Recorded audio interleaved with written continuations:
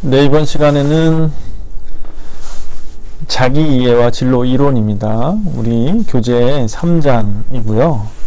3장의 첫 번째 페이지, 진로의 개념, 또 진로 발달 이론에 대해서 여러분이랑 이야기 나누도록 하겠습니다. 앞서서 우리가 자기 이해에 대한 어떤 외형적인 것들, 그 다음에 주관적인 것들, 또 객관적인 것들, 또 개인의 자신감 지수, 점수도 한번 확인해 봤고요. 또 자아 정체성, 에릭슨의 8단계와 같은 이제 진로와 관련된 이론을 조금 살펴봤어요.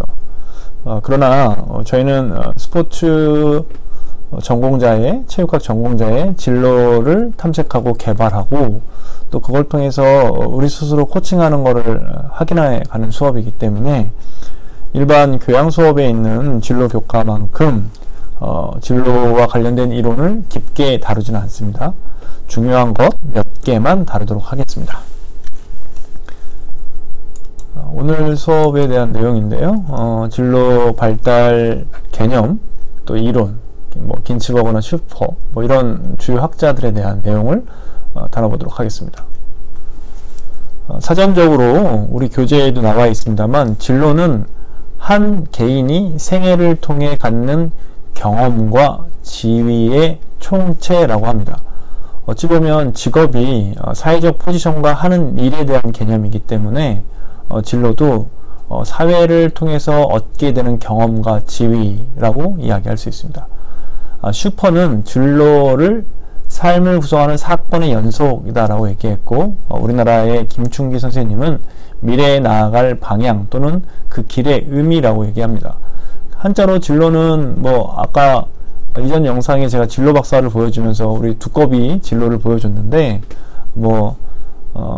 술을 먹어라, 진로 소주를 얘기한다, 이런 개념이 아니라요. 진로라는 것을 찾기가 쉽지 않기 때문에 그만큼 고민을 한다. 그래서 과거 세대들은 자신의 진로에 대해서 그런 고민을 했다, 이런 의미로 그냥 두꺼비의 인형을 좀 보여드렸어요. 참고하시면 좋을 것 같고요. 또 정리해 보면 현대사회에서 진로는 직업 이상의 포괄적인 의미를 갖고 있다라고 말씀드릴 수 있습니다. 자, 이런 진로와 관련된 이론을 살펴보는 시간을 갖도록 하겠습니다. 자, 진로에 대한 개념을 생애에 걸친 경험과 지위라고 말씀을 드렸고, 학자별로 조금씩 차이가 있다는 것을 말씀을 드렸습니다. 자, 그렇다면 진로 발달은 내용과 과정을 통해서 이론이 구분되는데, 우리가 흔히 얘기하는 이 내용은 특성 요인 이론, 욕구 이론, 유형학적 이론, 사회학습적 이론이라고 얘기해서 우리 교재에서는, 우리 수업에서는 홀랜드 성격 유형 이론, 이런 것으로 아마 여러분이 경험해 볼 수 있을 것이고요. 과정 발달 이론은 말 그대로 내용을 강조하는 선택적 관점의 그런 이론이 아닌, 반대적으로 인간 발달의 개념을 진로가 진행하면서 그들이 발달하는 관점으로 본다. 그래서 과정 이론이라고 얘기하는 거고, 대표적인 학자인 긴츠버그라던가 슈퍼의 이론을, 또 긴츠버그 슈퍼 외에도 좀 발음하기가 조금 제가 헷갈려서 보고 말씀드리겠습니다. 티드먼과 오하라의 진로 발달 이론을 이야기할 수 있습니다. 진로 발달이라고 하는 것은 개인이 진로를 선택해서 그것을 이해하고 그것을 도모해가는 일련의 활동이라고 이야기할 수 있습니다. 앞서서 얘기했던 것처럼 과정이론과 내용이론이 있다고 말씀을 드렸는데요. 우리는 주로 과정이론이라고 하는 학자들에 의한 이론, 즉 시기별로 형성되는, 생애를 걸쳐 형성되는 진로 발달 이론에 대해서 이야기하도록 하겠습니다. 대표적으로 긴츠버그죠. 긴츠버그의 진로 발달 이론에서 크게 세 가지를 얘기했어요. 그러니까 소위 얘기해서 환상적 단계, 그러니까 현실적인 인식이 부족한 어린아이들. 여러분 한번 여러분의 그 과거를 한번 생각해 보시겠어요? 이 시기에 여러분 꿈이 뭡니까? 라고 하면 대통령이요, 아니면은 무슨 만화 영화나 게임에 나오는 캐릭터를 여러분이 미래의 자기의 꿈이라고 이야기를 하죠. 왜 그럴까요? 그만큼 현실성이 떨어지는 거예요. 어린아이니까요. 현실성이 떨어지는 그런 개념을 갖고 있죠. 즉 놀이 기반의 직업활동을 통해서 여러분이 얻게 되는 것들이에요.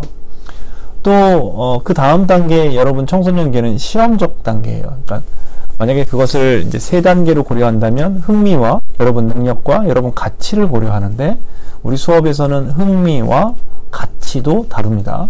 직업가치관과 홀랜드 다릅니다. 다시 수업으로 들어와서 이 시험적 단계를 4단계로 나누면 흥미와 능력, 가치 전환의 4가지로 볼 수 있겠습니다. 이 시기는 개인의 흥미, 취미, 가치관에 따라서 직업을 선택하는 경향이 나타나고요. 이 시기는 예비적이고 가도기적인 직업 선택을 하고 있다라고 얘기할 수 있습니다. 그래서 4단계로는 흥미, 능력, 가치 전환 단계다 라고 말씀드릴 수 있어요. 자, 그리고 긴츠버그는 지금 여러분의 나이, 거의 여러분의 나이죠. 이 나이를 현실기라고 얘기해서 현실적인 조건을 고려하여 직업을 선택한다. 즉 현실 요인과 자신의 개인의 욕구와 능력 등을 고려해서 현명한 선택을 한다라는 것인데요. 이걸 이제 우리가 타협한다고 얘기해요. 그러면서 전문화된다는 것이죠. 즉, 이 3가지 진로 발달 단계를 10세에서 24세가 가장 중요한 이런 시기다라고 말씀을 하는 거고요. 현실적인 인식이 드러나는 그 시기부터 평생 진로의 발달 관점으로 확장되는 특성을 강조합니다. 특히 여러분 이 청소년기를 한번 돌이켜 생각을 해보면, 여러분 청소년기 때 지금의 체육학을 전공하려고 마음먹었던 시기였을 것 같아요. 그러니까 그 얘기는 뭐냐면 공부하고 여러 가지 활동 중에 몸을 쓰거나 운동을 하거나 이런 거에 굉장히 흥미를 느꼈다는 거죠. 그리고 내가 이게 능력이 있다고 본인이 인정을 하는 거예요. 그러면서 현실 세계에서 이거와 관련된 직업 체계는 뭐가 있을까라고 살펴보죠. 그러니까 과거에 비현실적인 꿈을 갖고 있었던, 비현실적인 직업 체계를 갖고 있었던 것이 현실 체계에서 어떻게 돼요? 전환하는 단계인 거죠. 이런 의미에서 굉장히 중요한 그런 시기를 여러분이 겪게 됩니다. 이 긴츠버거는 그런 의미에서 매우 중요한 표현을 썼고요. 지금 여러분 나이에 해당되는 그런 이 20세에서 23세, 2세, 만 나이냐 이렇게 구분될 수 있습니다만, 그 시기에는 사실 이제 청소년법에 의하면 아직도 청소년인 나이니까요. 청소년 중기에 해당되며 현실적인 선택을 이루는 거예요. 예를 들면 내가 이 학과에서는 이렇게 접근할 수 있다. 저 학과에서는 이렇게 접근할 수 있다. 즉 자신의 조건과 직업의 요구 조건을 현실적으로 받아들이고 타협해요. 자, 그러다 보니까 때로는 정서적으로 불안하고 개인적인 문제 때문에 혹은 어떤 재정적인 이유 때문에 조금 더 딜레이되는, 조금 더 늘어나는 그런 경향성도 나타납니다. 이 시기에 또 여러분들이 어떤 일들을 하냐면 구체적으로 탐구 단계를 거치고요. 그리고 구체화 단계를 통해서 현실화하고요. 마지막으로 이제 특수화 단계를 통해서 그 결정을 구체화하고 세밀화한다라는 특성이 있습니다. 그래서 긴츠버그 이론을 여러분이 잘 적용하면 내가 지금 나의 진로에서 어느 정도 수준에 있구나라는 것을 이해할 수 있겠습니다. 다음 학자는 슈퍼의 진로 발달 이론입니다. 제가 좀 사진을, 제 얼굴을 여기 좀 바꾸도록 할게요. 글자가 가려지니까요. 슈퍼는요, 개인의 진로는 전생에 걸쳐서 발달하고 자아의 개념이 중요한 역할을 한다라고 얘기했어요. 앞에 긴츠버그는 청년기, 그러니까 유아기와 청소년기와 또 여러분 나이를 굉장히 중요시 했다면, 슈퍼는 말 그대로 슈퍼가 좀 더 이렇게 큰 슈퍼는 큰 거잖아요. 그러니까 좀 더 생애 주기를 넓혔다라고 생각하시면 되겠어요. 그래서 성장기, 그리고 탐색기, 이제 긴츠버그에서는 탐색기 개념이겠죠. 그리고 우리 중에는 이제 학립기도 있을 거고요. 사실은 여러분이 어려운 이유가 졸업하면서 겪게 되는 이 시기가 바로 확립기이기 때문입니다. 그리고 이제 유지기. 이 유지기라는 건 뭐냐면, 제 나이에서는 새로운 거를 도전하기보다는 기존에 가지고 있었던 나의 진로 혹은 직업적 전문성을 딱 고착시키면서 알박기라는 표현 좀 나쁜 표현인 것 같은데, 유지하는 거죠. 네, 그런 시간을 갖는 의미가 있다. 또 세태기는 우리나라 이제 은퇴하시는 나이에서 얘기할 수 있다는 것이죠. 슈퍼는 인간의 자아 이미지와 일치하는 직업을 선택한다고 하였고요. 또 직업 선택이 자기 자신에서부터 출발한다는 관점을 제시했습니다. 이 슈퍼의 진로 발달 이론은 개인의 흥미, 능력, 성격에 있어서 각각 차이가 있는 것을 전제로 하고요. 개인에게 적합한 직업적 능력이 있다고 보았습니다. 그것을 전제로 한 거예요. 그래서 개인마다 중요한 어떤 특성이 있기 때문에 자아의 개념을 중요시한 이론입니다.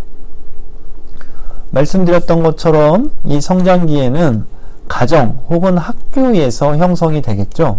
특히 가정에서 형성되는 타인과의 관계의 중요성, 또 타인과의 관계에서 형성되는 자아의 중요성, 그러므로 아주 원천적인 욕구와 환상을 지배적으로 나타내는 어떤 특성이 있어요. 그러니까 약간 비현실적이죠. 그러니까 앞서서 얘기했던 긴츠버그의 환상기와 같은 개념이 되겠죠.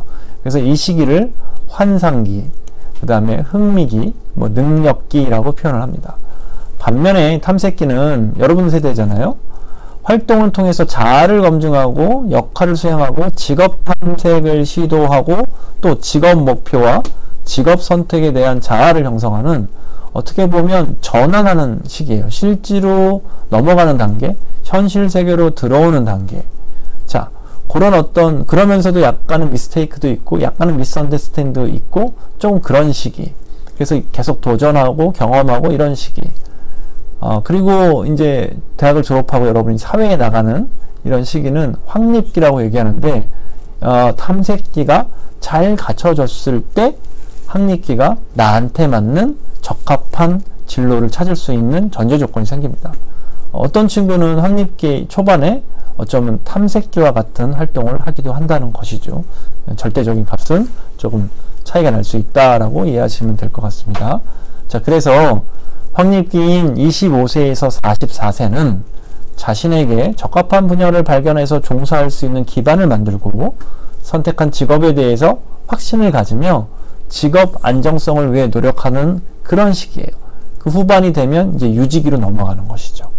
그리고 유지기는 여러분한테 해당이 안 되고 아마 여러분 부모님한테 해당이 될 거고요.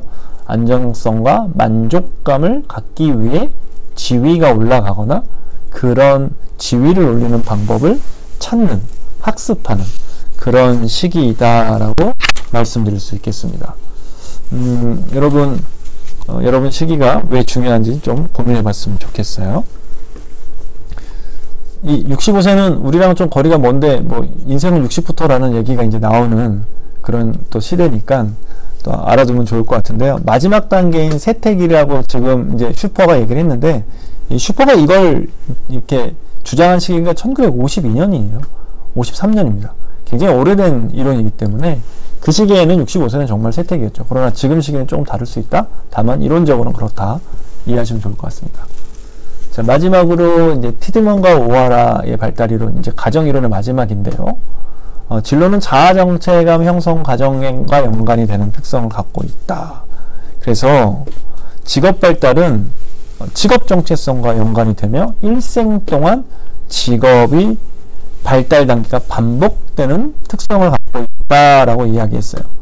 그래서 직업을 선택할 때 의사결정을 스스로 내려보는 것이 직업적 자아 확립에 도움이 되고, 또 직업 발달은 교육받죠? 직업에서 내가 성장하죠? 어떤 방향을 나타내죠? 이런 자아의 발달과 연결되어 있다라고 이야기를 합니다. 그래서 진로 발달 단계를 크게 예상기와 실천기로 얘기를 했는데요. 예상기에서는 탐색 단계, 그리고 구체화 단계, 선택 단계, 그 다음에 명료화 단계. 다시 말하면 개인이 현재 상태에서 불만족을 느끼고 있는 문제가 있음을 인식하면서 탐색 단계에서요, 문제를 해결하기 위하여 의사결정을 내려야 할 필요성을 깨닫는 시기예요. 말 그대로 현재로서 어떻게 세분화하고 어떻게 가능한지, 내가 학교에서 어느 다른 곳에서 대안을 찾으며 이때 이 어떤 대안이 나한테 좋을지 어떨지 이렇게 탐색하는 단계예요. 구체화 단계는 개인이 가치와 가정을 통해서 각 대안의 장단점을 비교하고 검토해서 약간 서열화 시킵니다. 서열 1등, 2등, 3등, 뭐 1순위, 2순위, 3순위 그러면서 새로운 대안으로 진행을 해버리는 거죠. 그렇게 된다는 게 결국 뭐예요? 선택하는 거죠. 개인은 대안들 가운데서 하나를 선택했고요. 선택에 대한 확신을 가지고 이것을 명료화하는 단계다. 직업적 의미에서요. 이런 의미가 있고요. 또 실천계에서는요. 적응, 개혁, 통합이라고 하는데 개인이 선택한 것을 행동으로 옮기는 단계로서 개인의 수용적으로 적응하려고 하고요. 전 단계의 수용적인 성격의 좀 더 주장적인 자세로 변화되고 개인은 자신의 가치감, 그런 어떤 것들을 집단적 목표와 자신의 목표에 부합하는 것을 통합하는 그런 활동으로 이어진다라는 특성을 갖고 있습니다. 그래서 여러분들이 인식하기에는 아마도 긴츠버그 그리고 슈퍼의 발달 이론이 좀 더 쉽게 다가올 수 있을 것 같습니다. 이번에는 내용 이론인데요. 특성 요인 이론이라고 이야기할 수 있는 내용 이론인데요. 사회인지 진로 이론이다 라고 해서요. 반두라가 사회인지 이론에 기반해서 각 개인의 내면에 있는 믿음, 어떤 일을 성공적으로 성취할 수 있다는 신뢰, 흥미, 가치, 능력 등이 서로 영향을 미쳐서 진로 발달에 영향을 준 거예요. 그래서 이거를 우리가 뭐라고 하냐면 자기 효능감이라고 얘기합니다. 진로 자기 효능감에 의해서 진로가 발달한다는 거예요. 각각의 개인이 자신이 원하는 결과를 얻기 위해서 행동하고 계획하고 실행하는 자신의 능력, 그런 것들을 통해서 진로가 발달된다라고 이야기를 했어요. 이제 사회인지 이론에는 이제 크롬부트라는 진로 이론과 또 연동이 되는데, 그거는 앞서 얘기했던 것처럼 저희가 진로 교양 수업이 아니기 때문에 이론적인 부분을 너무 깊게는 안 들어가겠다라고 말씀을 드리겠습니다. 이 사회인지 이론을 모형으로 살펴보면 보시는 그림과 같이 개인적인 성격과 특성이 있을 수 있다는 거죠. 그리고 그것을 토대로 해서 학습을 경험하고 환경 안에서 자기 효능감을 토대로 자기 효능감을 통해서 결과를 기대하고 흥미나 목표나 또 어떤 걸 수행해서 만들어낸다는 거예요. 그러니까 여기서 가장 중요한 건 자기 효능감. 내가 무엇을 할 수 있고 내가 뭘 잘하고 어떤 거에 흥미를 가지고 있고 진로 목표를 설정할 수 있고 그런 과정을 통해서 나는 나의 진로가 발달될 수 있고, 이런 개념들이죠.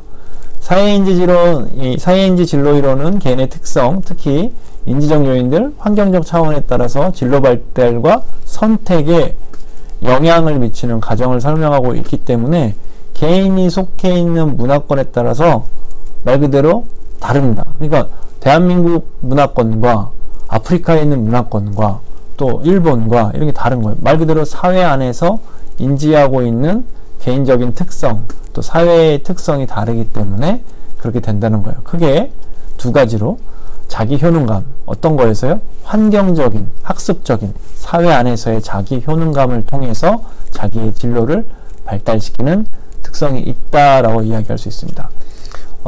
뒤이어 설명할 것은 특성 이론의 이제 직업 성격 유형이라고 해서 홀랜드 이론인데요.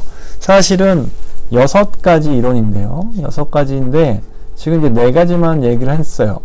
그러니까 오늘은 이제 설명만 조금 하고요. 이거는 하나의 챕터로 다룰 내용이거든요. 이제 홀랜드의 직업 성격 유형인데 개인이 갖고 있는 성격과 직업이 갖고 있는 성격이 있어요. 근데 그 성격을 지금 이렇게 해서 6가지로 나눴거든요. 6가지로. 또 안 나오네요. 잠시만요. 이렇게 6가지로 나눴어요. 6가지로. 이렇게 하면 6가지가 되나요? 하나, 둘, 셋, 넷, 다섯, 여섯. 5개인가? 예, 아무튼 6가지로 나눠서 구분하는 거예요. 지금 여기서 이제 4가지만 나오는데 2가지가 더 있습니다. 예를 들면 레이상 모형이니까 이제 현실적인 거, 탐구적인 거, 그 다음에 간습적인 거, 그 다음에 여기 진취적인 거, 사회적인 거, 분석적인 거, 이렇게 얘기할 수 있어요. 그런 성향을 갖고 있는 개인의 성격과 직업의 성격이 얼마나 일치하느냐, 그리고 얼마나 일관적이냐. 즉, 이렇게 했을 때 1번, 3번과 2번, 4번, 혹은 1번, 2번과 3번, 4번, 이 축에 따라서 일관성을 나타내는 지표로 나오거든요. 자, 그런 의미에서 개인이 갖고 있는 성격과 직업 성격이 매칭이 잘 된다. 이런저런 얘기를 할 수 있다는 것이죠. 그래서 이거는 간단하게 설명만 하고 우리 또 다른 수업에서 이렇게 좀 다시 다루도록 하겠습니다. 그 외에 뭐 제한과 타협을 통해서 진로가 발달한다라는 이론도 있고요. 또 이런 진로 발달이 특히 대학생이라는 전환기 시점에서 매우 중요하다라고 말씀드릴 수 있고, 따라서 여러분들은 캐리어 디벨롭 인벤토리라는 진로 발달 검사라던가, 또 우리 수업에서 이야기했던 진로 정체성 혹은 진로 준비 행동 등을 통해서 자신이 갖고 있는 진로에 대한 인식 수준을 토대로 환경적인 거나 사회적인 거나 교육적인 어떤 영향을 받아서 자신의 진로를 전환시킬 수 있는 그런 어떤 이론이다라고 이해할 수 있을 것 같습니다. 앞서 설명한 긴츠버그라던가 슈퍼, 크롬볼츠는 이제 사회인지 지론의 대표적인 반대 학자였었는데요. 학습 경험을 중시했었고, 또 홀랜드라던가 이런 이론들을 현대 사회에서 적용하기에는 조금 주의가 필요해요. 왜냐하면 사회 환경 이론적 기반에서 너무나도 급변하고 있거든요. 그러니까 직업이 앞으로 없어질 직업이 너무 많아요 라는 얘기를 들어봤을 거예요. 그러니까 과거에 전통적으로 이야기했던 직업 성격과 나의 성격을 매칭하는 것이 꼭 지금 과거와 똑같다라고 얘기할 수는 없습니다. 그러다 보니 직무적인 부분을 살펴봐야 되고, 또 진로라는 부분을 전생에 걸쳐서 경험하는 지위니까요. 그런 부분을 또 살펴볼 필요가 있다는 것이죠. 왜냐하면 현대사회의 복잡성이라던가 또 유연한 개개인의 진로를 고려해보면 그런 부분을 여러분이 이해할 수 있을 거라고 생각합니다. 저런 이유 때문에 대학의 전공이 새로운 전공도 많이 생기고 융합되는 전공도 많이 생기고 또 전공명이 변하기도 하고, 이런 트렌드를 여러분이 느낄 수 있을 거예요. 그런 것들이 바로 사회가 변하면서 변화하는 특성이 있는 것이다 라고 생각하시면 됩니다. 이런 진로 발달 이론은 결국 자기 이해를 기반으로 시작해야 되고요. 또 충분한 자기 이해, 객관적인 자기 이해, 자기 특성과 어떤 자기 역량, 그리고 어느 시점에 적절한 의사결정, 타협, 또 현실적인 것을 받아들인 그런 부분이 필요하고요. 우리가 살고 있는 사회 안에서 나타나는 환경을 탐색할 줄 알아야 됩니다. 그리고 탐색된 환경 안에서 대안을 찾고 구체화시키고 명료화시키는 과정들을 겪어야 해요. 진로라는 것이 특정 시기에 결정되는 것이 아니라 특정 시기에 어떤 특성이 있지만 전 생애에 걸쳐서, 슈퍼 같은 경우는 65세도 세택이라고 표현했었고, 긴츠버그는 20대까지만 얘기를 했지만 생애에 걸쳐서 각각의 타이밍, 각각의 결정 이런 것들이 있다고 얘기했잖아요. 그런 의미에서 평생 학습, 몸으로 익히고 배우고 큰 틀에서 공부라고 얘기할 수도 있겠죠.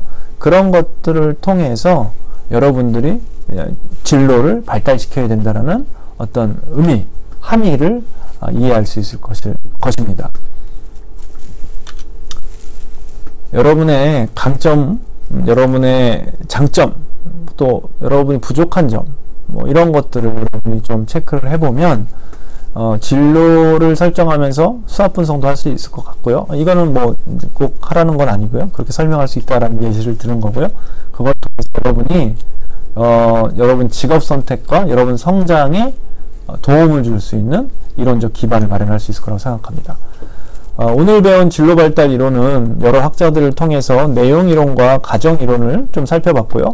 그러나 교양 수업에서의 진로 교육 수업처럼 디테일하게까지는 안 들어가고 큰 틀에서 특성 이론과 직업특성, 직업성격 이론과 또 긴츠버그와 슈퍼와 같은 가정적 이론을 살펴봤습니다. 그리고 그 이론을 통해서 우리가 성장할 수 있는 때와 어떤 시기, 어떤 그런 것들이 있는 것을 알게 됐습니다. 여러분 같은 대학생들의 진로 개발에 있어서 자기 이해하는 것이 매우 중요하고 이것을 스스로 만들어가는 준비 행동을 키우는 것이 중요하다라는 말씀을 드리면서 오늘 수업을 마치도록 하겠습니다. 우리 교재 3장에 관련된 내용들이 나와 있으니 교재를 참고하시면 좋을 것 같습니다.